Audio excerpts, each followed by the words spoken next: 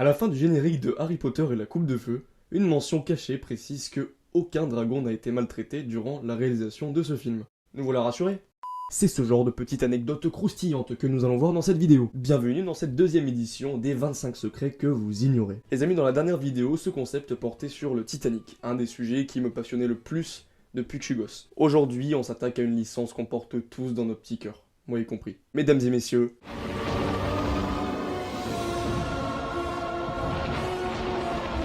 Du coup, j'espère dans cette vidéo parler à des vrais connaisseurs, des vrais amateurs de la saga, puisque moi aussi je fais partie du FC Potterhead. Les amis, je vous le dis, le plus difficile dans cette vidéo, ça a été de choisir 25 secrets à vous raconter, puisqu'il y en avait tellement qui étaient trop intéressants à raconter. Donc j'ai dû choisir les 25 les plus intéressants selon moi. J'espère que vous allez bien kiffer, je vous laisse donc sortir votre baguette magique et partir à l'aventure. C'est parti.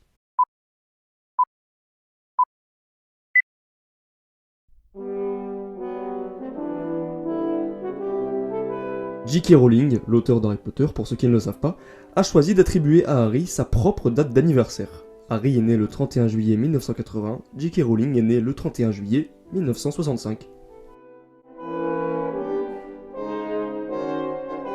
Tout le monde se souvient de Mimi Géniard, l'élève fantôme qui passe son temps à se morfondre dans les toilettes des filles de Poudlard. Eh bien, cette ancienne étudiante de Serre d'Aigle, censée avoir entre 12 et 14 ans, est incarnée par Shirley Henderson, qui avait 37 ans au moment du tournage. Comme quoi on peut toujours espérer recevoir la lettre de Poudlard. Alors là, faut vraiment être chaud pour l'avoir remarqué. Saviez-vous que tout au long de la saga, la cape de Lord Voldemort devient subtilement de plus en plus fade à chaque fois qu'un Horcrux est détruit. Une belle symbolique forte qui donne l'impression que lui-même disparaît peu à peu. Ils sont forts, très forts. Et pour rester dans la même idée, en voici une autre. Est-ce que vous avez remarqué que plus la saga avançait, plus l'écran titre de Warner Bros Pictures s'assombrissait? D'ailleurs, si vous regardez bien, dans l'intro de la Coupe de Feu, on peut voir dans le logo de Warner Bros. Le reflet de Nagini, le serpent de Voldemort.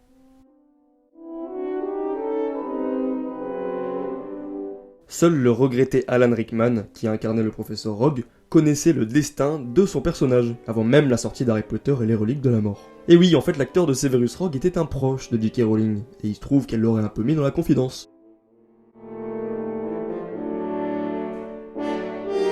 Tom Felton a auditionné pour les rôles de Harry Potter et Ron Weasley, avant d'être finalement recontacté pour le rôle de Drago Malfoy. Bien essayé, Tom.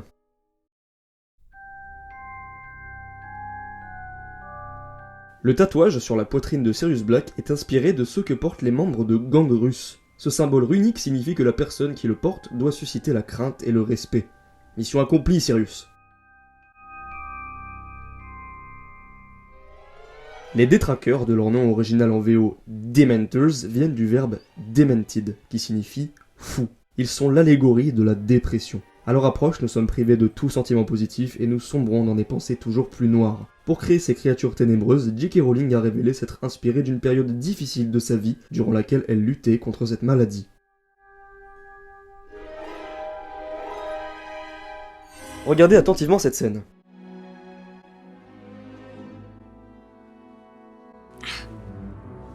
Harry, what is it? Nothing. Nothing, I'm fine. Pourquoi la cicatrice d'Harry le brûle? Vous avez bien vu le professeur Quirrell se retourner, n'est-ce pas? Et qu'est-ce qu'il y a derrière son crâne? Voldemort.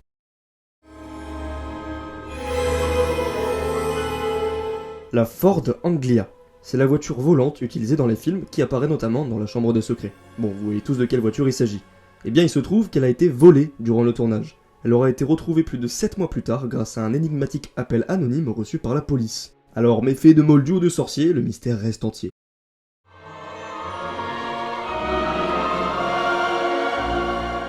Afin de mieux connaître ses acteurs, Alfonso Cuarón, le réalisateur du Prisonnier d'Azkaban, leur a demandé de rédiger un texte au sujet de leurs rôles respectifs.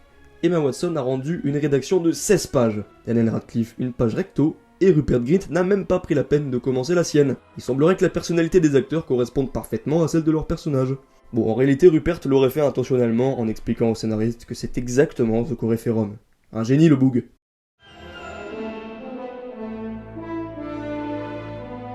Vous le savez, je le sais, on le sait. On voulait tous qu'Harry et Hermione finissent ensemble. Et si je vous dis que J.K. Rowling y avait déjà pensé, vous me croyez? Bah figurez-vous que c'est vrai. Mais bon, après tout, la fin aurait été assez prévisible, alors l'auteur a choisi d'unir Hermione avec Ron, pour un peu plus de surprise.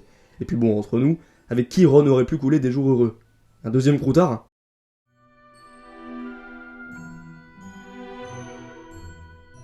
Dans cet extrait de l'Ordre du Phénix, on voit Arthur Weasley et Harry qui montent dans une cabine téléphonique pour se rendre au ministère. Et le code d'accès pour y entrer est 62442.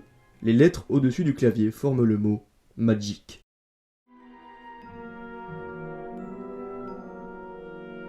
L'animal préféré de J.K. Rowling est la loutre. C'est pourquoi elle a choisi cette petite bête pour être le patronus d'Hermione. En effet, l'auteur s'est beaucoup inspiré de sa propre vie pour créer le personnage d'Hermione, lorsqu'elle avait autour des 11 ans.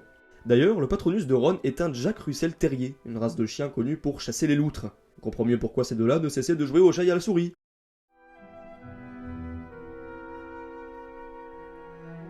Maggie Smith, l'actrice de Minerva McGonagall, s'est battue contre le cancer durant le tournage du dernier Harry Potter. Un cancer du sein, précisément. Elle a d'ailleurs même douté quant à la suite de sa carrière de comédienne. Mais elle est tout de même allée au bout du film pour ne pas décevoir les fans, et a fini par s'en sortir. Putain mais quel goat. Et j'en profite pour caler qu'elle a quand même gagné de nombreuses récompenses, notamment 2 Oscars à Hollywood. Bordel, qu'est-ce que j'aime cette femme.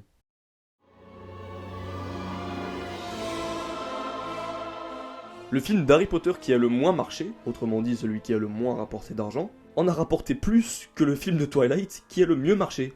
Et Vampire en sueur actuellement. Et d'ailleurs...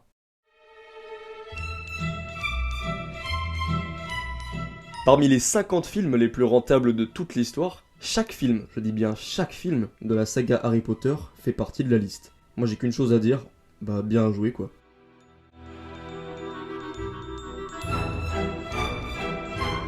Daniel Radcliffe a cassé pas moins de 80 baguettes au cours des différents tournages d'Harry Potter. On dit aussi qu'il aurait porté 160 paires de lunettes dans les 8 films. Frère, tu les mangeais ou ça se passe comment?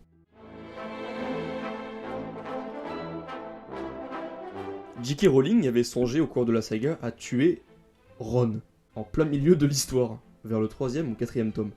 Heureusement qu'elle a changé d'avis pendant l'écriture.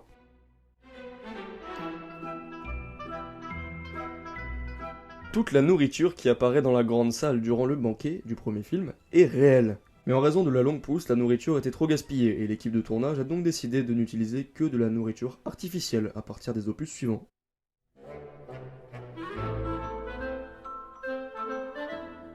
Ça, c'est le design original du masque de Voldemort initialement prévu pour les films. Ouais, c'est flippant, hein. C'est pour ça qu'ils ont préféré l'atténuer de sorte à ne pas trop faire peur aux plus jeunes. Mais entre nous, ça aurait été tellement stylé.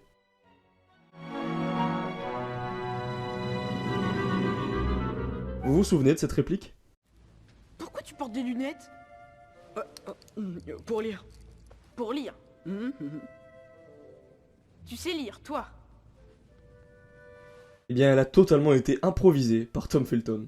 D'ailleurs, l'acteur a affirmé que ce fut l'un de ses moments préférés de la saga. Vous en voulez une autre? Eh bah tenez. Alors on voit Drago Malfoy qui retient son ami Crabbe de se lever pour applaudir Hagrid. Eh bien figurez-vous que ça n'était absolument pas prévu. Et oui, Jamie Waylett, l'acteur de Crabbe, était tellement dans l'euphorie de la scène qu'il en a oublié son rôle, et s'est un petit peu emporté. Tom a donc dû le retenir pour préserver leur rôle initialement prévu dans la séquence. Et après coup, les réalisateurs ont finalement décidé de laisser cet extrait sur le montage final, pour apporter une petite touche d'humour au personnage.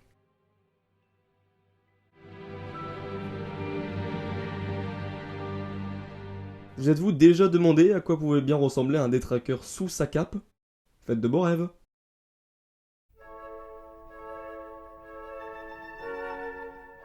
L'entrée de la chambre des secrets n'a pas été réalisée avec des effets spéciaux. Elle est entièrement mécanique et fonctionne toujours aujourd'hui.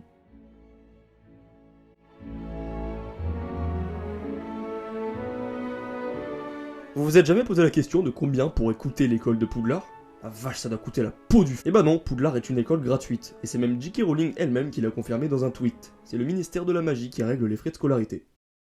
Bon, il est temps de savoir maintenant comment l'idée de l'histoire d'Harry Potter est venue dans la tête de J.K. Rowling.